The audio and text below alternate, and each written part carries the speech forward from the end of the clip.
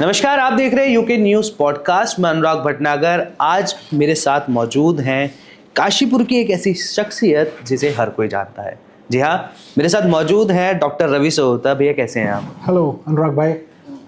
मैं बहुत बढ़िया हूँ भैया। डॉक्टर रवि सहोता जो है स्टेट प्रेसिडेंट हैं आईएपी के और बच्चों के फील्ड में बहुत एक्सपर्टीज़ रखते हैं। तो आज ये जो पॉडकास्ट होने वाला है ये आपका एक बहुत क्रिस्पी और एक बहुत नॉलेज वाला पॉडकास्ट जो है वो होने वाला है। तो रवि भैया कैसे हैं आप, ये बताइए पहले तो।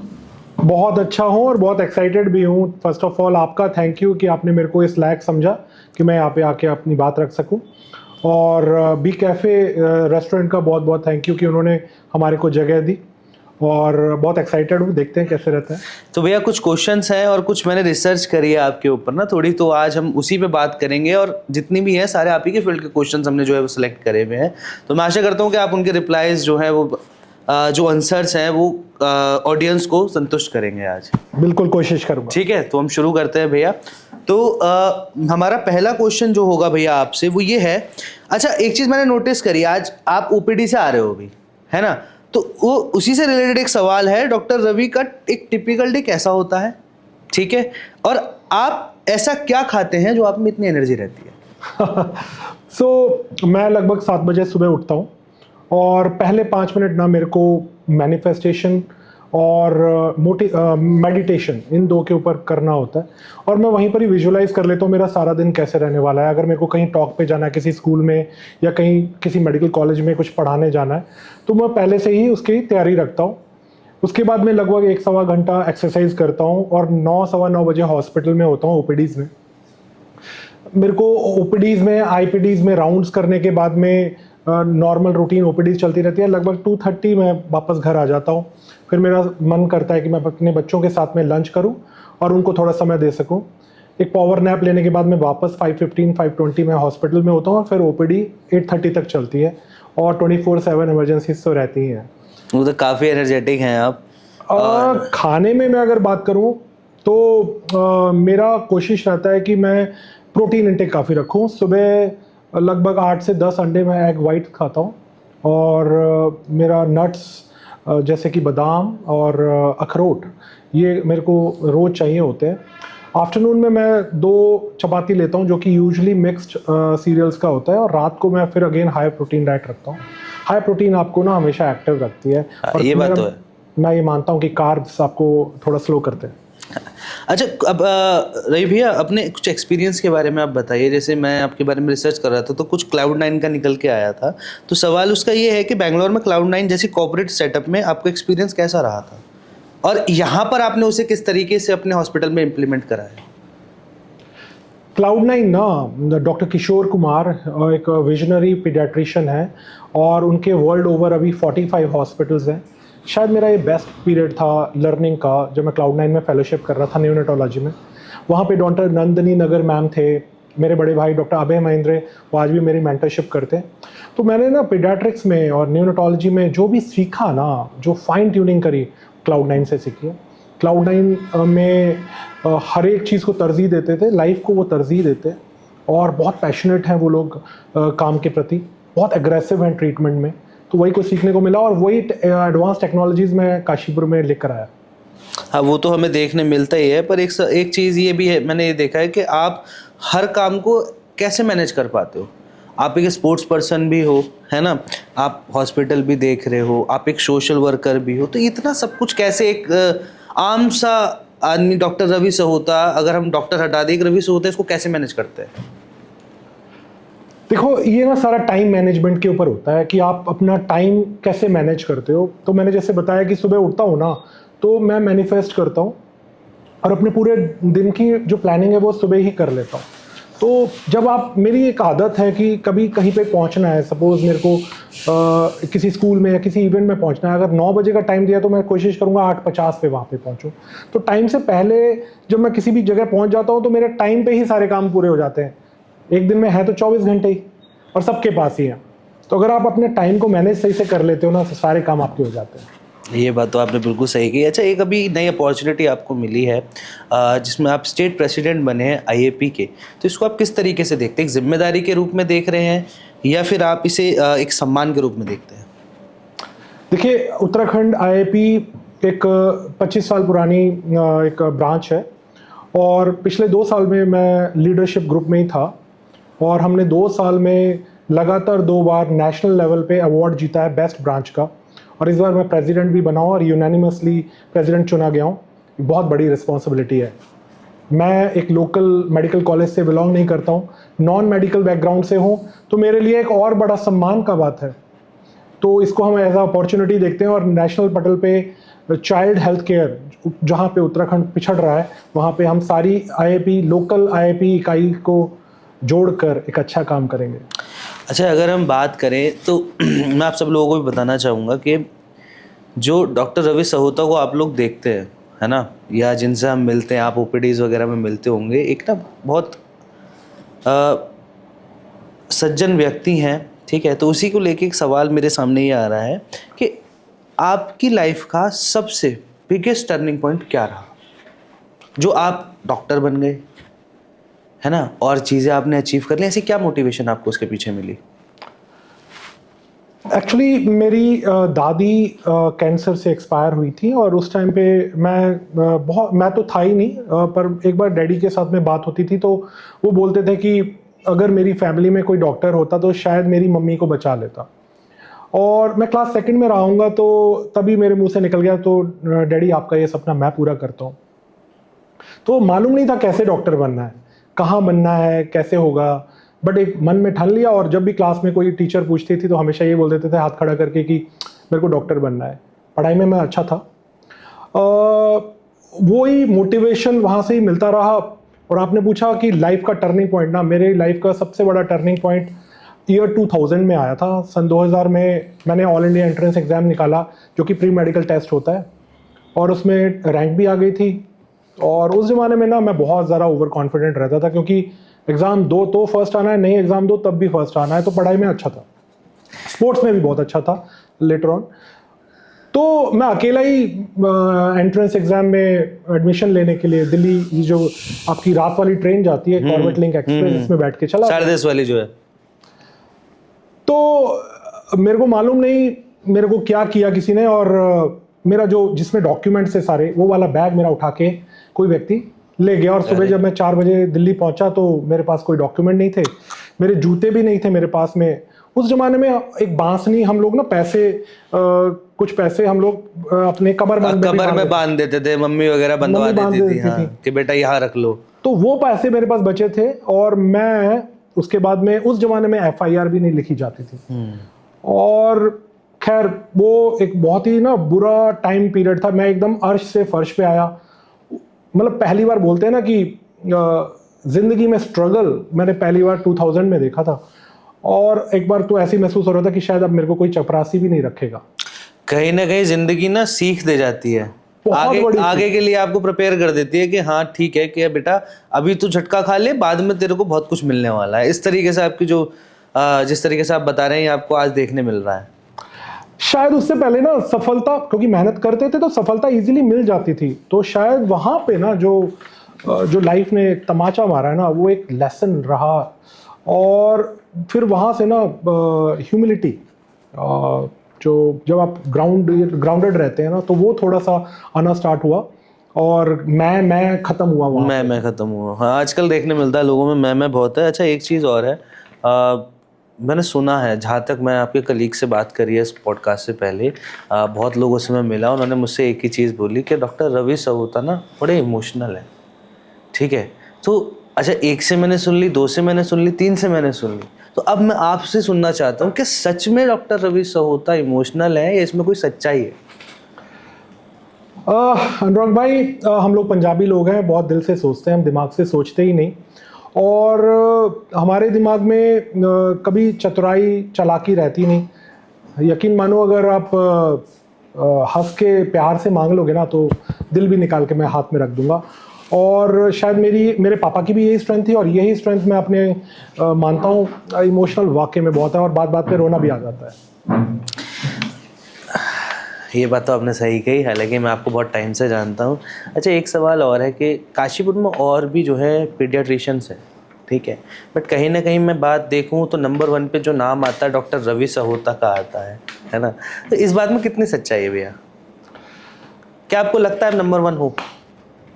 नहीं अनुराग भाई, मैं ना एक नॉन मेडिकल बैकग्राउंड से हूँ। मेरे पापा खेती बाड़ी का काम करते थे और परिवार में बहुत सारे लोग, बहुत पैसे वाले लोग भी थे, पर हम लोगों के लिए हमारे पापा ने ना बहुत समय दिया हमारे को ना।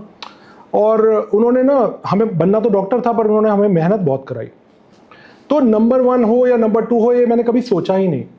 जब मैं नया नया आया था ना काशीपुर में, तो उस ज़माने में मैं काफ़ी जगह मिलने गया था, तो मेरे को अक्सर सुनने को मिल जाता था फलाना डॉक्टर नंबर 1 है, फलाना डॉक्टर नंबर 2 है, और वो एक बहुत बड़ा मोटिवेशन होता था। मैं बहुत हेल्दी कंपटीशन में बिलीव करता हूँ, और मैं ना हर बच्चा, हर केस उसको एक एज अ चैलेंज लेता हूँ और उसमें अपना बेस्ट करने का प्रयास करता हूँ, ताकि मैं जब घर आ जाऊँ ना, तो मेरे को ऐसा लगे, एक सुकून मिले मेरे को, और मेरे को ये महसूस हो कि मैंने आज उसमें अपना 110%, आज 100, और मेरा ना 110% नहीं होता, मैं हमेशा कहता हूँ मेरा 255% है, ये मेरा नंबर है। मैं उसमें जीएसटी भी इंक्लूड कर देता हूँ कि मैंने जब तक 255% किसी चीज़ में ना लगाया हो, मेरे को सुकून ही नहीं मिलता। बिल्कुल। तो भैया थोड़ा सा अपने पर्सनल बैकग्राउंड की तरफ आप लेके चले हमें, मतलब कैसा बैकग्राउंड रहा, मतलब कैसे बॉर्न एंड बॉटअप हुआ, क्या क्या मतलब प्रॉब्लम्स हुई, क्या क्या डिफिकल्टी, थोड़ा सा एक अपनी पर्सनल लाइफ का टच।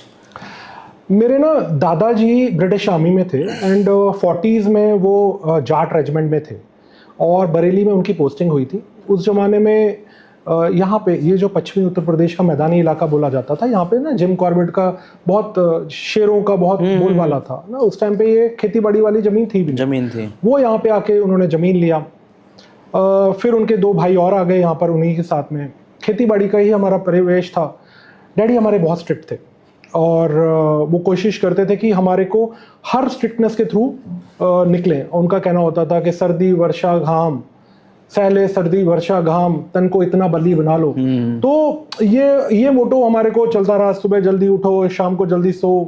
तो एक बहुत ही डिसिप्लिन लाइफ थी। खेती बाड़ी का ही काम करते थे।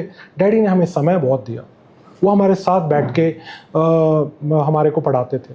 मैं स्पोर्ट्स में अच्छा भी नहीं था, और हमारा बैकग्राउंड जो फैमिली का है वो स्पोर्ट्स का बहुत अच्छा था, पर उन्होंने बहुत मेहनत करी मेरे पे।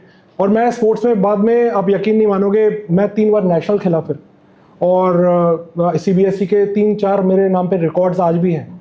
और मतलब ये केवल मेहनत की वजह से, मेरे मम्मी और मेरे पापा का जो सेक्रीफाइस मेरे लिए रहा, तो उसके ऊपर है। हम लोग क्योंकि नॉन मेडिकल बैकग्राउंड से थे, तो मेरे लिए बहुत बड़ा स्ट्रगल था काशीपुर जैसे शहर में आकर अपने आप को एस्टेब्लिश करना। क्योंकि मेडिकल में थोड़ा आपको, अगर आपके फैमिली में कोई डॉक्टर है तो आपको इजी हो जाता है समझने में सारी चीज़ें ना, तो वो थोड़ा गो थ्रू आसान हो जाता है। तो यहाँ पे मेरे को बहुत मुश्किल थी, बट मैंने अपनी काम करके अपने थोड़ी साख बनाई है। बिल्कुल। अच्छा भैया, एक चीज़ और है, आजकल बड़ों में जो है ना हार्ट अटैक के केसेस बहुत बढ़ गए हैं, है ना। जो मैं रिसर्च कर रहा था, सारी चीज़ें थी, तो मैं बड़ा क्यूरियस था ये सवाल पूछने के लिए आपसे। तो क्या कोई ऐसा टेस्ट है जो हार्ट अटैक से पहले ही हमें जो है बता दे कि आपको हार्ट अटैक आने वाला है? ऐसी कोई चीज़ है, मतलब इस तरीके का कोई मेडिकल डायग्नोस कुछ? ऐसे ना 2 टेस्ट हैं, एक इन्वेजिव टेस्ट है और एक नॉन इन्वेजिव टेस्ट है। तो मैं हमेशा हर एक व्यक्ति को यही बोलता हूँ कि नॉन इन्वेजिव टेस्ट में जो आपका टीएमटी है ना, 35 साल से ऊपर एक बार आप हो जाते हो, तो टीएमटी इको आपको ज़रूर कराना चाहिए साल में कम से कम एक बार। अगर आपका टीएमटी इको बिल्कुल परफेक्ट है, तो आपको अगले 1 साल तक हार्ट अटैक आने के चांसेस नहीं है। ये हुआ नॉन इन्वेजिव टेस्ट, ये हर व्यक्ति करा सकता है और हर शहर में अवेलेबल भी रहता है। अगर आपको इन्वेजिव कराना और शॉर्ट होना है, तो इसके लिए आपको सीटी एंजियोग्राफी करानी पड़ेगी। ये थोड़ा इन्वेजिव टेस्ट है, इसमें फिर इंजेक्शन के साथ में डाई देना पड़ता है, फिर सीटी स्कैन कराना पड़ता है, थोड़ा महंगा भी रहता है। तो जिन लोगों को डाउट था वो एक बार ये टेस्ट करा लीजिएगा। अच्छा भैया, बच्चों में डायबिटीज़ तो सुना है, क्या कोई और ऐसी बीमारी है जो पहले सिर्फ बड़ों में होती थी पर अब बच्चों में भी दिखाई दे रही है? एक्चुअली ना, जब आप तरक्की की तरफ को जाते हो ना, कोई भी कंट्री किसी तरक्की की तरफ को जाती है, तो उसका एक साइड इफेक्ट होता है, आपको लाइफस्टाइल डिसऑर्डर्स बच्चों में भी देखने को मिल जाते हैं। तो डायबिटीज़ तो मैंने तो 3 महीने के बच्चे में भी डायबिटीज़ डायग्नोस किया, उसको ट्रीट किया है। तो आजकल ऑफ लेट मैंने देखा है हाई ब्लड प्रेशर, आप हैरान मान जाओगे, हमने 15 साल के बच्चों के, 12 साल के बच्चों को ब्लड प्रेशर से ग्रसित देखा है। तो अगर आप छोटे बच्चों के पेरेंट्स हैं तो 10 साल की उम्र में और 15 साल की उम्र में कम से कम एक बार उनका ब्लड प्रेशर और एक बार उनका ब्लड शुगर जरूर चेक करा लें, क्योंकि जो ब्लड प्रेशर है ना, ये किडनी के डिसऑर्डर्स की वजह से यूजली होता है, और अगर नहीं हुआ है तो किडनी के डिसऑर्डर्स कर देगा, आपकी किडनी फेल हो सकती है। और ये वाले बच्चे फिर 20-22 साल की उम्र में डायलिसिस पे चले जाते हैं। तो एक बार 10 साल की उम्र में और 15 साल की उम्र में ना आपको अपना ब्लड प्रेशर और शुगर बेसलाइन चेक कराना चाहिए। बिल्कुल भैया, एक चीज़ मैंने ना नोटिस करी है कि आजकल ना मतलब आजकल बीमारियां बहुत ज़्यादा हो गई है ना। दूसरी चीज़ ये कि पहले के लोग निरोग रहते थे। अगर हम आपके जैसे आपके दादा की बात आप कर रहे थे, अगर उस ज़माने में अगर हम जाएं तो ज़्यादातर उस समय वैद्य हुआ करते थे, है ना। तो आजकल इतनी सारी बीमारियाँ, इतनी बीमारी क्यों बढ़ गई है? अगर मैं ये कहूँ कि ये डायग्नोस्टिक का एक फ़ायदा हुआ है, हमें डायग्नोसिस ज़्यादा अच्छा मिल जाता है। 1947 15 अगस्त वाले दिन ना, जिस दिन देश आज़ाद हुआ था, आम भारतीय व्यक्ति 32 साल ही जीता था, उसका लाइफ स्पैन 32 ईयर्स था, और आज की डेट में 74 ईयर्स है। कैसे पॉसिबल हुआ? डायग्नोसिस से। जब आप डायग्नोसिस ज़्यादा करोगे, आपका क्लिनिकल एक्यूमेंट ज़्यादा यूज़ करोगे, तो बीमारियां भी ज़्यादा पता लगेंगी। जब आप बीमारी पकड़ लोगे पहले से ही, तो उसका इलाज भी हो जाएगा, तभी तो आपका लाइफ स्पैन बढ़ेगा। ये बात तो हमने सही कही, बिल्कुल। अच्छा, एक चीज़ ये बताइए, चाइल्ड हेल्थ का सबसे चैलेंजिंग एस्पेक्ट क्या है? मोस्ट ऑफ द टाइम्स ना, हम लोग जो बच्चों को ट्रीट करते हैं वो 2 साल से छोटे उम्र के होते हैं, जन्म से लेकर 2 साल तक। ज़्यादातर हमारी ओपीडी में वही बच्चे आते हैं। हमारा मरीज कभी बात नहीं करता, वो खुद से बता ही नहीं सकता उसको दिक्कत क्या है। तो यहाँ पे हमारे को अपना खुद का क्लिनिकल एक्यूमेंट, बच्चे का थरो एग्जामिनेशन, ये 2 चीज़ें बहुत मायने रखते हैं। और मम्मी पापा का सजगता, क्योंकि वो किस सजगता से आपको हिस्ट्री में हेल्प कर देंगे, तभी तो आप डायग्नोसिस बनाओगे। आप हर व्यक्ति को ब्लड टेस्ट के लिए सब्जेक्ट नहीं करते हो, जहाँ पे आपको डायग्नोसिस की हेल्प करती है। मतलब मेरा ये मानना है कि 90% केसेस में आप केवल हिस्ट्री टेकिंग से ही डायग्नोसिस बना सकते हो, केवल 10% में ही इन्वेस्टिगेशन की जरूरत पड़ती है। तो हमारा बच्चा, जो हमारा मरीज है, उसको क्या तकलीफ है वो खुद बता ही नहीं पाएगा, तो उसको डायग्नोसिस में एक चैलेंज हो जाता है। बिल्कुल। अच्छा, बच्चों के लिए जैसे 1 to 6 ईयर के बच्चे है ना, 1 से 6 साल तक के बच्चे, उनके लिए सबसे न्यूट्रिशन जो फ्रूट है वो कौन सा है? जैसे बहुत से ऐसे कहते हैं कि बच्चों को अमरूद नहीं खिलाना चाहिए, ठीक है, बच्चे को सेब खिलाओ तो पहले उसे पानी में गर्म करके खिलाओ, या फिर बच्चे को डायरेक्ट केला नहीं खिलाना चाहिए। मतलब सबसे अच्छा फ्रूट कौन सा है बच्चों के लिए? देखिए, मैं कहूँगा कि फ्रूट्स तो सारे ही अच्छे हैं। जो एप्पल है ना, जैसे पहले सुना जाता था कि 1 Apple a day keeps the doctor away, actually Apple ना बहुत हाईली ओवररेटेड फ्रूट है, महंगा फ्रूट है। हमारे यहाँ पे ना हिंदुस्तान में तो ताज़ा अमरूद मिल ही जाता है, अमरूद से अच्छा फ्रूट है ही नहीं कोई। अगर आप बात करें, और एक आम जन के पहुंच में ही है, सस्ता है फ्रूट, उसमें सारे न्यूट्रिशंस हैं, उसमें सारे मिनरल्स हैं, उसमें सारे विटामिन्स हैं। पर दादी लोग कहती हैं कि अमरूद खिलाओ तो पेट में दर्द होता है छोटे बच्चे के, कितनी सच्चाई है इसमें? पका हुआ अमरूद अगर आप खाते हो ना, तो पेट के लिए ज़्यादा अच्छा है। अगर किसी बच्चे को कॉन्स्टिपेशन हो रहा है तो उसके लिए अमरूद बहुत अच्छा है, उसमें एनर्जीज भी हैं, उसमें कैलोरीज भी हैं, उसमें रफेज भी है, तो ओवरऑल इम्यूनिटी को भी इम्प्रूव करता है, क्योंकि विटामिन सी युक्त होता है, उसमें आयरन भी होता है। मेरे हिसाब से अमरूद इज़ द परफेक्ट फ्रूट एक बच्चे के लिए, एक आम जन के लिए। ठीक है, ठीक है। तो भैया एक चीज़ और है कि न्यू एज पेरेंटिंग कैसी होनी चाहिए, और क्या कोई आइडियल पेरेंटिंग होती है? क्योंकि मैं भी अभी जो है, मेरे भी 2 छोटे छोटे बच्चे, आपको पता ही है, तो मतलब थोड़ा सा मुझे इस चीज़ में गाइड करिए। आइडियल पेरेंटिंग ना कुछ भी नहीं होती, there is no nothing called ideal parenting, और आपको ना कस्टमाइज करना होता है। मैं अपना एग्जांपल देता हूँ। मैं जब छोटा था तो सब लोगों को लगता था, मेरे रिलेटिव्स को लगता था मेरे पापा बहुत स्ट्रिक्ट हैं, और कहीं हद तक शायद हमें भी लगता था। बट उनकी स्ट्रिक्टनेस जो होती थी ना, वो टाइम मैनेजमेंट के ऊपर होती थी। वो केवल प्रोसेस में बिलीव करते थे। उनका कहना था, अगर हम पढ़ाई कर रहे हैं तो उसको शिद्दत से करो, स्पोर्ट्स कर रहे हैं तो शिद्दत से करो। मैंने पहले बताया कि मैं स्पोर्ट्स में ज़्यादा अच्छा नहीं था, उन्होंने बहुत मेहनत कर दी। उन्होंने कभी भी हमसे रिजल्ट्स के बारे में जिक्र ही नहीं किया। अच्छा। उनका ये कहना था, ये कौन सा 12 साल के बाद में होना है, दोबारा दे देंगे एग्जाम। कभी मार्क्स कम रह गए तो उन्होंने हमारे को अल्लाह देनी है, साथ में बैठ जाना। कभी उन्होंने डांटा नहीं हमारे को मार्क्स के लिए, या हमारे रिजल्ट नहीं आए, मेडल्स नहीं आए, तो उन्होंने कभी नहीं डांटा। मेरे ख्याल से ना, मेरे पापा की जो पेरेंटिंग थी ना, बहुत आइडियल पेरेंटिंग थी। पेरेंटिंग को ना हम 3 तरीके से डिवाइड कर सकते हैं, जो मौजूदा पेरेंटिंग है। सपोज करो एक बच्चा है और उसको होमवर्क दे दिया है मैथ्स का या इंग्लिश का, वो घर आता है, तो उसको 3 तरीके से हम लोग फॉलो कर सकते हैं। एक होती है टाइगर पेरेंटिंग। अच्छा, उसके बच्चे की मम्मी ने बोला नहीं बेटा तुमको काम करना ही पड़ेगा, है। सख्त हो गई, तुम्हें करना ही पड़ेगा। हाँ। That is tiger parenting. आपने सोचने समझने का कुछ मौका ही नहीं दिया, आपको करना ही है। दूसरी होती है हेलीकॉप्टर पेरेंटिंग। हेलीकॉप्टर पेरेंटिंग क्या होती है? इसमें आपने बच्चे को बोला, बच्चे ने बोला कि मम्मा मेरे को अभी होमवर्क नहीं करना, तो आपने बोला कोई बात नहीं बेटा, तो उसको आज़ादी दे दी। अच्छा, ऊपर ऊपर से टरका दिया कि मत कर, कोई कोई बात नहीं, ठीक है बाद में कर लेंगे। एक होती है डॉल्फिन पेरेंटिंग, अच्छा, जो कि हाइब्रिड पेरेंटिंग है, दोनों का मिक्स। आपने बच्चे को बोला कि बेटा ऐसा कर 20 मिनट्स होमवर्क कर लेते हैं, मैं तेरे साथ बैठती हूँ, उसके बाद में 10 मिनट्स का ब्रेक लेंगे, दोनों साथ में खेलेंगे और फिर से दूसरा होमवर्क कर लेंगे। तो ये आपको चूज करना है, आपको टाइगर पेरेंटिंग करनी है, डॉल्फिन पेरेंटिंग करनी है, हेलीकॉप्टर बनना है। सो आइडियल पेरेंटिंग कुछ भी नहीं होती, हमारे को कस्टमाइज करना होता है। हमारे टाइम पे हम कभी प्रेशराइज ही नहीं हुए किसी चीज के लिए। हमारे डैडी का ये कहना होता था अपना स्टैमिना बनाओ, अगर एग्जाम 6 महीने बाद आ रहा है तो उसकी तैयारी आज से ही करो। सही बात है भाई, जब बारिश होगी उस दिन तो छाता हर एक जना खरीदेगा, बारिश होने से पहले उसका इंतजामात कर लो। अगर आपके कहीं पानी भर रहा है तो उसका ड्रेनेज पहले से ही चेक कर लो। तो वो वाली जो पेरेंटिंग थी ना, वो तैयारी करते थे कि आने वाले समय के लिए।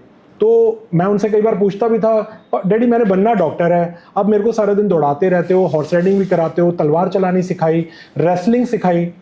तो उनका कहना था ना कि जो तन का जो शक्ति है, जो आपका शक्तिवान होना बहुत ज़रूरी है आपको, क्योंकि उससे फिर आपका स्टैमिना बनता है, आपका कॉन्फिडेंस ओवरऑल इंप्रूव करता है। उन्होंने हमेशा jack of all trades master of one ये मेरे को बोलकर तैयार करा, या मेरे भाई को बोलकर तैयार किया। तो कहीं ना कहीं अगर देखूँ तो वो आज वो दिखाई देती है ना, वो ये चीज़ आप भी महसूस करते होगे कि जो उन्होंने पिछला करवा दी, जितनी मेहनत करवा दी, वो आज यूटिलाइज हो रही है। कहते कहावत है कि बड़े बुजुर्ग हैं भैया, अखरोट बादाम खाए हुए हैं और अभी तक चल रहे हैं।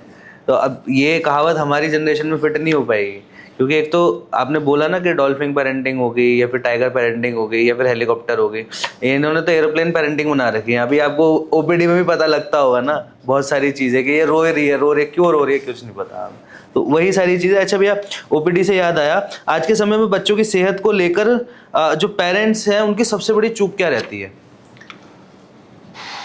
Digital mail nutrition. ये क्या है?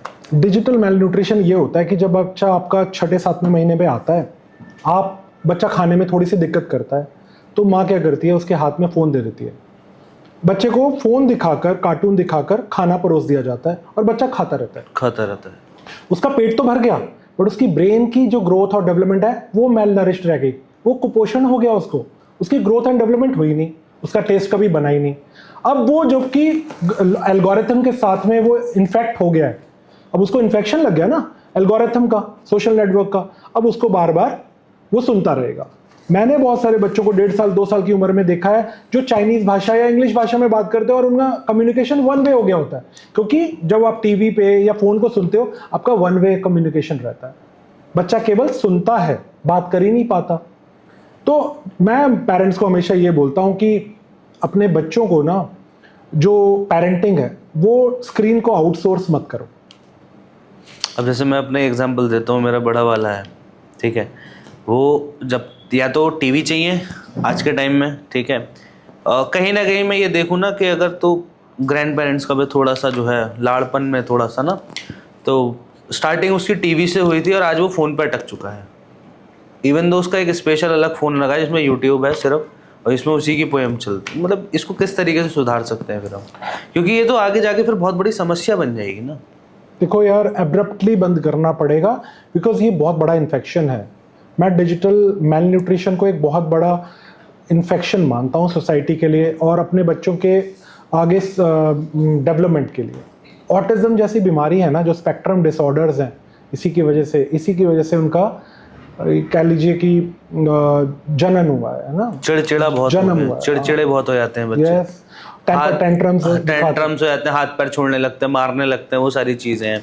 तो अगर आप भी अपने बच्चों को फ़ोन वगैरह दिखा रहे हैं तो प्लीज़ थोड़े से सावधान हो जाएं, ठीक है। और इस बीमारी से मैं जूझ रहा हूँ, मैं आगे अभी डिस्कस करूँगा इनसे कैसे निकलना है उस चीज़ से।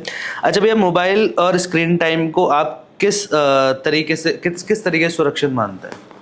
मैं बिल्कुल भी सुरक्षित नहीं मानूंगा, और मैं सबको एडवाइस दूंगा जिनके छोटे बच्चे हैं 2 साल से नीचे वाले, उन बच्चों को 0 स्क्रीन टाइम होना चाहिए। अच्छा। 2 साल से 6 साल तक के बच्चों का आधा घंटा 1 घंटा स्क्रीन टाइम होना चाहिए, और 6 साल से 12 साल की उम्र में आपका 1 आवर से ज़्यादा नहीं होना चाहिए, और जब भी होता है वो पेरेंटल सुपरविजन में होना चाहिए। होता पता क्या है, पेरेंट्स के पास आजकल टाइम तो है नहीं, बच्चा आपका टाइम, आपका प्रेजेंस चाहता है, परफेक्शन नहीं चाहता। तो टाइम, टच और ट्रस्ट, इसके ऊपर काम करने की ज़रूरत है। स्क्रीन टाइम को, अपनी खुशियों को आउटसोर्स मत करो। कहीं ना कहीं वो जो है वो टाइम जो स्पेंड करने का है वो फ़ोन वगैरह और टीवी वगैरह ने जो है वो रिप्लेसमेंट ले ली है। हाँ, क्योंकि आपको पास में गिल्टी होता है, आपके पास बच्चे के लिए समय नहीं है, तो आप क्या करते हो? क्योंकि आपको खुद टीवी देखना है, आपकी खुद की डिजिटल फास्टिंग के ऊपर काम नहीं कर पा रहे हो, आप सारा दिन फोन पे खुद हो, तो अपने बच्चे को कैसे हटाओगे ना? तो आपको खुद डिजिटल फास्टिंग रखनी है। बिल्कुल। अच्छा, एक हमारा ना अब एक राउंड है, ठीक है, जिसको बोलते हैं मिथ बस्टर राउंड है, ठीक है। तो अब आप इसमें ये बताएंगे कि इसमें कितनी सच्चाई है और कितनी नहीं है, ठीक है। तो हम शुरू करते हैं। क्या हर बुखार में दवा देना ज़रूरी है? देखो, बाय डेफिनेशन अगर हम बात करें ना, 100.4 से ऊपर अगर बॉडी का टेम्परेचर है तभी हम उसको फीवर मानते हैं। नॉर्मल वायरल फीवर में आपको एंटीबायोटिक की ज़रूरत नहीं होती। जहाँ पे बच्चा सुस्त हो रहा है, डल हो रहा है, उसका फीडिंग कम हो रहा है, कोई सोर्स ऑफ इन्फेक्शन है जैसे गले में, ईयर्स में, जहाँ पे पस बन रहा है, बैक्टीरियल इन्फेक्शन का जहाँ पे आपको सस्पिशन हो रहा है, तो या फिर टेम्परेचर 102 103 हो जा रहा है और जहाँ पे आपको डर है कि बच्चे को दौरा ना पड़ जाए, वहाँ पे आपको एंटीबायोटिक्स की ज़रूरत होती है। अदरवाइज जो फीवर है ना, contrary to the common belief, fever आपकी इम्यूनिटी के लिए है, भगवान की तरफ से एक प्रोटेक्शन है अगेंस्ट द इन्फेक्शन और इन्फ्लेमेशन। तो हर बुखार को ट्रीट करने की जरूरत नहीं है। कहते हैं कि मतलब बड़े बुजुर्ग कहते थे कि बुखार आ गया, ठीक है, चल पसीना निकल जाएगा, सही हो जाएगा। बिल्कुल। अच्छा, तो ये सी थी।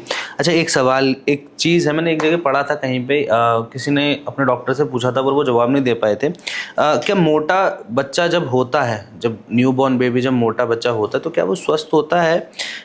इसको आप किस तरीके से देखते हैं? ये ना बड़ा ही बहुत सारे नानी और दादी मेरे से गुस्सा हो जाएंगे इस बात को लेकर, क्योंकि हर नानी दादी को उनका बच्चा, हर मम्मी को अपना बच्चा कभी भी ओवरवेट नहीं लगता। उनको ये हमेशा ही लगता है मेरा बच्चा कमज़ोर हो गया। तो जो वज़न है ना, it is not the only indicator of a good health. इसका मतलब है कि वज़न अकेला, यानी कि मोटापन या वज़न ज़्यादा होना अकेला मात्र इंडिकेटर नहीं है एक अच्छी हेल्थ का। अच्छा। हेल्थ के लिए height for age, weight for age, ये बहुत इंपॉर्टेंट पैरामीटर्स हैं।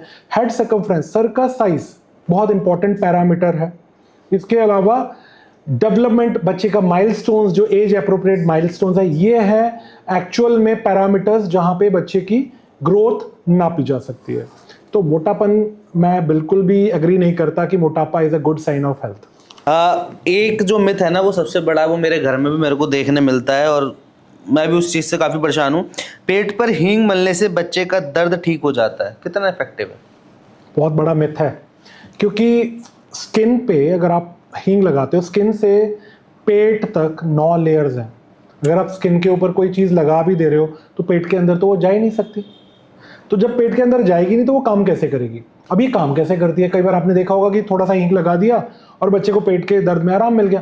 ये प्लेसिबो इफेक्ट होता है। या जब आप पेट पे हाथ फेरते हो तो फिर वो थोड़ा सा सूदिंग, मसल्स को सूद कर देता है, जो सब्सटेंस भी है वो थोड़ा सा कम रिलीज होता है।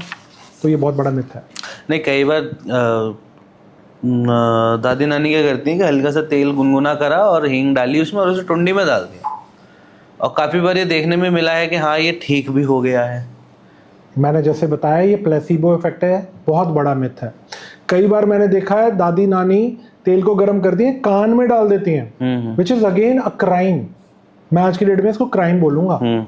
तो कान में कुछ भी नहीं डालना चाहिए, तेल तो बिल्कुल भी नहीं डालना चाहिए।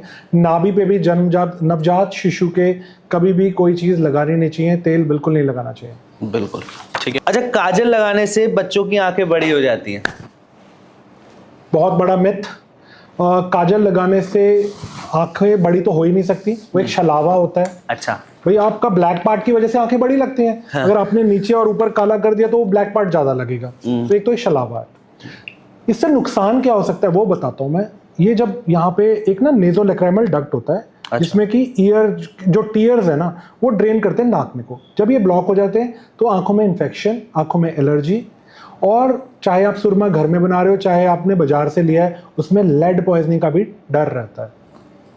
ठीक है, तो थोड़ा सा मैं आपकी इमोशनल साइड पे आना चाहूँगा। ठीक है, ये तो सारी इन्फॉर्मेटिव पार्ट हो गए, अब मिलते हैं असली डॉक्टर रवि सहोता से। डॉक्टर के अलावा परिवार के साथ या परिवार के बीच में डॉक्टर रवि सहोता कैसे हैं? दूसरी चीज़ अगर हम बात करें तो वो अपने बच्चों के साथ कैसे हैं? जैसे जैसे आप बता रहे थे आपके फादर साहब ने आपकी आइडियल पेरेंटिंग करी है ना, स्ट्रिक्टनेस रहे हैं, हर चीज़ टाइम मैनेजमेंट पे करी है, तो क्या ये सब चीज़ें अभी इस समय पॉसिबल हो पा रही है इतने बिजी शेड्यूल में? जितना कोशिश होता है ना तो बच्चों के साथ में मैं समय बिताने का प्रयास करता हूँ, और उनके एग्ज़ाम्स में उनको पढ़ाता भी हूँ। मेरे ख्याल से कोई ऐसी पेरेंट टीचर मीटिंग नहीं होगी जो मैं नहीं अटेंड किया हूँगा। हर पेरेंट टीचर मीटिंग में मैं जाता हूँ स्कूल में, और बच्चों की बहुत ही क्लोजली मॉनिटरिंग करता हूँ। जो लोग गेम्स खेलते हैं उसके ऊपर भी बहुत क्लोज मॉनिटरिंग रहती है, बल्कि टाइम टाइम पे जाके मैं जगह पे चेक भी करता हूँ बच्चे केवल खेलने ही गए, कहीं इधर उधर तो नहीं घूम रहे। बिल्कुल बिल्कुल। तो मॉनिटरिंग बहुत ज़्यादा इंपॉर्टेंट होती है। और अपने बच्चों के लिए तो मैं एक पिता ही हूँ ना, तो उनसे वो डॉक्टर हूँ नहीं हूँ क्या फ़र्क पड़ता है। देख, उनके लिए मैं एक पिता के जो अपना मेरा फ़र्ज़ है वही पूरा करने में ही समय लग जाता है। तो कहीं ना कहीं बच्चों की तरफ से या फिर फैमिली की तरफ से कभी दबाव आया कि अपना अपना काम थोड़ा कम करो, फैमिली के साथ टाइम ज़्यादा स्पेंड करो, ऐसा कुछ? बिल्कुल। मेरी वाइफ ना जब मैं नया आया था तो बहुत काम करता था, ऑलमोस्ट मेरा 18 to 20 आवर्स स्केड्यूल हो जाता था। और वो एक मेरे को कहानी सुनाती थी कि एक हॉस्पिटल में एक डॉक्टर आया था मेरे जैसा, बड़ा काम करता था, बड़ा नाम हुआ उसका, भाई बहुत बहुत अच्छा डॉक्टर है। फिर उसके बाद में उसकी मौत हो जाती है। फिर थोड़े दिनों के बाद में एक नया डॉक्टर आता है, तो फिर उसकी बारे में बात करने लग जाते हैं। तो मेरी वाइफ हमेशा मेरे को ये कहानी सुनाती है कि अपने लिए तो हमारे बच्चे के लिए हम ही लोग इम्पोर्टेंट हैं। सो टाइम काम से निकाल कर जितना वाकई टाइम होता है तो बच्चों के साथ में और फैमिली के साथ में बिताता भी हूँ और बिताने का प्रयास भी करता हूँ। बहुत ही ये जो एग्जाम्पल दिया भाभी ने बड़ा खतरनाक दिया था वैसे तो। अच्छा, एक चीज़ ये है, जब कोई बच्चा ठीक होकर जाता है ना, आप डॉक्टर हो और जैसे आपने बोला आपकी 255% की जो है वो आपका जीएसटी के साथ रेट है आपका बताने का सक्सेसफुल का। अच्छा, कोई बच्चा जब ठीक होकर घर जाता है तो उस समय आप कैसा महसूस करते हैं? जैसे कोई क्रिटिकल केस आया, जैसे बहुत सारे केसेस मेरे सामने ही आ रखे है ना, तो मतलब उस समय कैसा महसूस होता है कि हाँ इसकी उम्मीद नहीं थी पर हमने इसे बचा लिया? वो कैसा मोमेंट है? शब्द नहीं होते। और उस वक्त ना भगवान से हाथ जोड़कर विनती करता हूँ कि इस लायक बनाया कि किसी की ज़िंदगी में ऐसा प्रभाव डालने में मैं सक्षम हूँ कि वो ठीक हो जाते हैं। और जब लोग बोलते हैं ना कि डॉक्टर साहब आपने हाथ रख दिया बच्चे के ऊपर और हाथ रखने मात्र से ही हमारा बच्चा ठीक हो गया ना, वो एक अलग ही सुपर नेचुरल फीलिंग आती है। मैं हर बच्चे को ठीक कर सकता हूँ ऐसा मैंने ना कभी क्लेम किया है, ना मैं कर पाऊँगा, बट कोशिश यही रहती है कि जिस भी बच्चे को इलाज पकड़े उसमें अपना 100% नहीं 255% लगाएं, ताकि घर जब आए ना तो ये लगे कि मैंने अपना बेस्ट किया है। हाँ। बाकी जीना मरना तो भगवान के हाथ में, पर हम अपना तो बेस्ट दे सकते हैं। अच्छा, आपकी पूरे एक्सपीरियंस में से कौन सा केस रहा जिसने आपकी पूरी की पूरी सोच बदल दी? क्या ऐसा भी कुछ हो सकता है? ये ना शुरुआत के दिनों में जब मैं 2014 में आया था यहाँ पे, एक बच्चा मेरे पास आया था। जन्म के समय उसकी धड़कन बहुत कम चल रही थी। तो हमने बात किया कि उसके बच्चों के माँ बाप से बात किया कि ये बच्चा बच नहीं पाएगा, क्योंकि उसकी हार्ट रेट मात्र 20-22 रह रही थी और 1 घंटे तक उसकी 40-50 से ऊपर गई ही नहीं। हमने वेंटिलेटर पे लिया, ट्रीटमेंट स्टार्ट किया। पता नहीं क्यों, मैं नया था फिर भी बच्चे के जो रिश्तेदार थे वो बोले कि डॉक्टर साहब आप अपना बेस्ट करिए, हम 2-3 घंटे में आते हैं। मैं वेट करा तो 3 घंटे के बाद में वो किसी बाबा जी के पास गए और वहाँ से पता नहीं क्या पॉजिटिविटी लेकर आए। मेरे को उन्होंने कहा डॉक्टर साहब आप बच्चा ठीक कर देंगे, आप करिए, अगर प्लस हुआ तो हमारा, नेगेटिव हुआ तो हमारा। मेरे को मालूम था कि ये बच्चे में बचने के चांसेस बहुत कम है, फिर भी मैं ट्राई करा। वो बच्चा हमारे पास 18 दिन वेंटिलेटर पे रहा और अनुराग भाई वो बच्चा ठीक होकर आ गया और आज वो लगभग 11 साल का है। अच्छा। स्कूल में बहुत अच्छा परफॉर्म करता है, आज भी मेरे फॉलोअप में है। तो मैंने ना उस दिन ये सीखा कि कोई ना कोई सुपर नेचुरल पावर है जो ऊपर है। तो मेडिसिन में ना कभी भी ऑलवेज और नेवर ये दो शब्द है ही नहीं। आप कन्विक्शन से कह ही नहीं सकते कि मैं 100% इसको ठीक कर दूंगा, और ये भी नहीं कह सकते कि 0% ये खत्म ही हो जाएगी। खत्म हो जाएगी। सो उस दिन ना मेरी सोच टोटली बदल गई। अच्छा, एक ना मेरे को भी इसी चीज़ से एक चीज़ बाबा से मेरे को ध्यान आ गया। तो कहते हैं, सब लोग इस बात से एग्री भी करेंगे कि पीलिया जो होता है ना, आजकल बाबा वगैरह बैठे हैं घर में झाड़ फूक लेके, वो अपने मोर के पंख की झाड़ू लेके, तो बहुत से पेरेंट्स कहते हैं कि पीलिया झड़वा लो। इसमें कितनी सच्चाई है? मेरा ना मन करता है कि ऐसे लोगों को जेल भिजवाऊं जो ऐसी बातें करते हैं। पीलिया सबको होता है, आपको भी हुआ होगा, मेरे को भी हुआ होगा, एक सर्टेन लेवल तक। हाँ। आप उसको नॉर्मल मानते हैं। हाँ। पीलिया होता क्यों, पहले तो ये समझ लेते हैं। पीलिया ना हमारा हीमोग्लोबिन टूटने की वजह से होता है बच्चे का। बच्चे में HbF होता है, जब वो बच्चे की मम्मी के पेट में होता है तो उसका हीमोग्लोबिन HbF होता है। जब वो बच्चे बाहर आता है तो HbA में कन्वर्ट होता है, और उसका नेचुरल स्वभाव है कि उसने टूटना है, उसे टूटना ही। अब जब टूटेगा तो हीमोग्लोबिन से बिलिरुबिन बनता है, सुसु और पॉटी में निकलता है। जिस बच्चे ने, जहाँ पे बच्चे की मम्मी का ब्लड ग्रुप थोड़ा सा चेंज है या RH नेगेटिव है, वहाँ पे उन बच्चों को थोड़ा ज़्यादा जॉन्डिस होता है। आमतौर पे 2.5 से 3 किलो का जो बच्चा है, 15 तक नॉर्मल मानते हैं हम बिलिरुबिन। पीलिया अगर इससे ऊपर जाता है और बच्चे का वेट लॉस 10% से ज़्यादा लूज नहीं हुआ है तो हमारे को ट्रीट करने की भी ज़रूरत नहीं होती है। अच्छा। और अगर 10% वेट लॉस से ज़्यादा हुआ है और बच्चे का पीलिया 15 से ज़्यादा है, फिर वहाँ पे हमें फोटोथेरेपी की ज़रूरत होती है। और झाड़ फूंक वालों से प्लीज़ हाथ जोड़ के विनती है, उनके पास मत जाइए, मेरे पास में। फिर जब पीलिया 20, 22, 25 लेकर आते हैं, दौरों के साथ में आते हैं, फिर हम बच्चों को ना अगर बचा भी लें तो आने वाले समय में उनका मेंटल रिटार्डेशन किस लेवल पे चले जाता है, इसको कर्नेक्टरस बोलते हैं, बिलिरुबिन एनकेफेलोपैथी बोलते हैं। उसका फिर ना अनसर्टेनिटी जोन में पहुंच जाते हो। तो अनसर्टेनिटी जोन में तो हमने जाना ही नहीं। बिल्कुल। तो कहीं ना कहीं ये थोड़ी अवेयरनेस जगानी है हमने। भैया, हंसली गिरना क्या कोई ट्रेडिशनल डिजीज है या फिर ये भी एक मिथ है? यूजली ना जब बच्चा घर में रोता है तो एक पड़ोस की आंटी या मसाज वाली आंटी, कोई चाय या ताई या चाची, वो हमेशा ना हंसली या तो उतार देती हैं या गिरा देती हैं और उसकी मसाज में लग जाती हैं। कई लोग यहाँ पे प्रेशर डालते हैं और हमारे पास में फ्रैक्चर के साथ में भी बच्चे लाए जाते हैं। तो ऐसे में ना जो मेन प्रॉब्लम होती है वो अनडायग्नोज्ड रह जाती है और बच्चा हॉस्पिटल में पहुंच ही नहीं पाता है और कई बार ना कैटास्ट्रॉफिक स्टेज में हमारे पास पहुंचता है। तो प्लीज़ हंसली उतरवाना या चढ़वाना बंद कीजिए। कुछ लोग घर में तालू भी उठवाते हैं, ये चीज़ें भी मत करवाइए। ये ट्रेडिशनल चीज़ें बच्चे के लिए बहुत ज़्यादा हानिकारक होती हैं। कुछ ये भी करते हैं कि चुन्नी डाली ऐसे करके यहाँ से और ऐसे करके खींचते हैं ऊपर को, इसको सीधा करने के लिए। IPC धारा 320 में ना मुझे अंदर नहीं होना, उन्हें करवा देंगे, कोई दिक्कत बिल्कुल नहीं। बिल्कुल बिल्कुल सीरियसली, मतलब ये क्राइम है, बिल्कुल भी नहीं होना चाहिए। और ऐसी चीज़ों के लिए ना कम से कम लोगों को आपको जागरूक भी करना है। बिल्कुल। तो हंसली करने का सवाल ये ना सबसे मोस्ट अवेटेड क्वेश्चन था हम लोगों का, तो ये इसका जवाब आपको मिल गया है। प्लीज़ इसके लिए आप डॉक्टर को कंसल्ट करें, ना कि किसी चाची नानी दाई को। रैपिड फायर राउंड है, ठीक है? इसमें आपको 1 वर्ड में आंसर देना है। तो शुरू करते हैं। बच्चों की मुस्कान, गॉड गिफ्ट। पेरेंट्स की सबसे बड़ी ताकत, उनका ट्रस्ट। एक डॉक्टर की सबसे बड़ी परीक्षा, डिसीजन मेकिंग। सफ़ेद कोट, रिस्पॉन्सिबिलिटी। रात की इमरजेंसीज, 24 घंटे समर्पण। और पहला पेशेंट। विवेक ओबरॉय और प्रियंका ओबरॉय का बेटा वीर, अभी मेरे को मालूम नहीं उसका क्या नाम है, पर वो मेरे हाथों में हुआ था Cloud9 बैंगलोर में।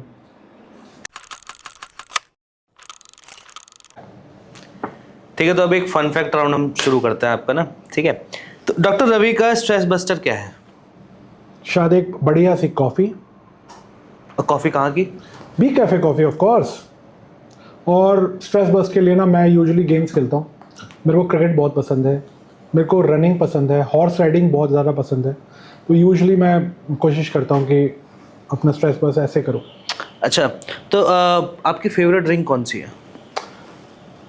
फेवरेट ड्रिंक मेरी अगेन मैं बोलूँगा कॉफ़ी, और मिल्क वाली कॉफ़ी। दारू वगैरह मैंने कभी ड्रिंक नहीं किया। ऐसा हो ही नहीं सकता। नहीं, बिल्कुल भी नहीं। मैंने कभी शादी पार्टी, कहीं बर्थडे में? बिल्कुल भी नहीं। मतलब कभी जिंदगी में कभी कुछ किया ही नहीं? मैंने टच की ही नहीं कभी भी। और नशा किसी भी प्रकार का हो, मेरे को पता नहीं क्यों नहीं लुभाता ही नहीं है। तो मैंने कभी ना कोशिश करी और मन भी नहीं करता है। ये तो बड़ी हैरानी करने वाली बात है। खैर आपका फेवरेट स्पॉट क्या है फन के लिए? यूजली मेरा फार्म हाउस, और जहाँ बच्चों के साथ में मैं अक्सर जाना पसंद करता हूँ, और बच्चे वहाँ पे खेतों में काम भी करना पसंद करते हैं, उनके साथ में फायला चलाना आज भी मेरे को बड़ा पसंद है। अच्छा, और कंपैरिजन बिटवीन नॉर्मल डे और आपका ओपीडी वाला दिन? यूजली मेरे ना नंबर ऑफ स्टेप्स हर रोज़ 8 से 10,000 स्टेप्स हो जाते हैं वॉक करते हुए हॉस्पिटल में। और जिस दिन मैं छुट्टी पे होता हूँ ना, और उस दिन मेरे नंबर ऑफ स्टेप्स मात्र 40 या 50 होते हैं। बेड पे सोना मेरे को बड़ा पसंद है छुट्टी वाले दिन। Favourite hobbies?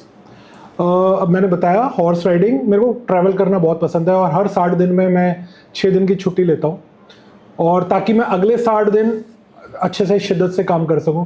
फिर उसके बाद मैं 6 दिन में छुट्टी लूँ, फिर अगले 60 दिन। मैंने एक साइकिल ऐसा बनाया हुआ है, और जब मैं काम करता हूँ तो 24 घंटे काम, जब मैं छुट्टी लेता हूँ तो 24 घंटे छुट्टी है। अच्छा, घूमने की आपने बात करी कि मतलब किस तरीके से घूमना पसंद है? मतलब बाय रोड, बाय प्लेन, या फिर हिल स्टेशन एरिया, या फिर प्लेन एरिया, या बीच? इस रवि सोहत इसमें से किस जगह को प्रेफर करते हैं? मेरे ना बच्चों को बीच बहुत पसंद है, और हमारे चारों को, मेरे को, मेरी वाइफ को, बच्चों को भी, हमारे को थोड़ा सा हिल्स से ना वॉमिटिंग आ जाती है, तो हम लोग हिल्स अवॉइड करते हैं। पर हमारे को हर जगह मतलब अलग अलग जगह घूमने का पसंद है, और मेरे बच्चों को भी मेरी तरह अलग जगहों का खाना पसंद है। वी आर वेरी फूडी, हम लोग हमेशा कुछ डिफरेंट ट्राई करते हैं, और हर तरीके का ऑलमोस्ट हमने खाना खाया हुआ है, बड़ा इन्जॉय करते हैं हम उसमें। आज के पेरेंट्स को सबसे बड़ी सलाह क्या देंगे आप? आज के पेरेंट्स को सबसे बड़ी सलाह यही रहेगी कि डिजिटल हाइजीन को प्रैक्टिस करें। डिजिटल यानी कि आपका जो मोबाइल फ़ोन है, आपका जो टीवी है, उसकी पहुंच अपने बच्चों से दूर रखें। उसमें इन्वेस्ट करें अपना टाइम, अपना टच, अपना ट्रस्ट। ठीक है, समझ गए आप लोग? तो प्लीज़ इस चीज़ को नोटिस करिए, बच्चों को फ़ोन से अपने दूर रखिए, और जितना हो सके मैं भी अपने बच्चों के साथ टाइम देने की कोशिश करूँगा। और once again thank you so much Ravi भैया, इतना समय देने के लिए, इतनी सारी चीज़ें शेयर करने के लिए। सो गाइज, ये था पॉडकास्ट डॉक्टर रवि सहोता का, और होप करूँगा कि आपके सारे क्वेश्चंस के जो आंसर है वो इस पॉडकास्ट में मिल गए होंगे। और भैया थैंक यू सो मच, आपने हमें टाइम दिया, यू कैन न्यूज़ को और बी कैफ़े को आपने टाइम दिया। मैं बी कैफ़े का थैंक करना चाहूँगा कि हमें यहाँ पर जो है उन्होंने प्लेस ऑप्ट आउट करने दिया हमारे इस पॉडकास्ट के लिए। और भैया हम आगे आपके भविष्य की ऐसी उज्जवल कामना करते रहेंगे, और आप ऐसी लोगों को जो है जागरूक करते रहें। धन्यवाद भैया। धन्यवाद अनुराग भाई। मैं फिर से बोलता हूँ कि आप लोगों ने इस लायक समझा कि मैं यहाँ पे बैठ सका और कुछ अपनी बातें शेयर कर सका। जितनी थोड़ी बहुत नॉलेज मैंने इकट्ठा करी है उसको मैं शेयर कर सका। तो मैं हमेशा ये सोचता हूँ कि अगर नॉलेज जो होती है ना वो शेयर करने से बढ़ती है, तो थोड़ा बहुत कोशिश किया है और आगे भी करते रहेंगे। बहुत बहुत धन्यवाद। और धन्यवाद है बी कैफ़े रेस्टोरेंट के मैनेजर मैडम सिमरन मैम का कि उन्होंने हमारे को यहाँ पे इनवाइट किया। Thank you so much. Thank you so much sir.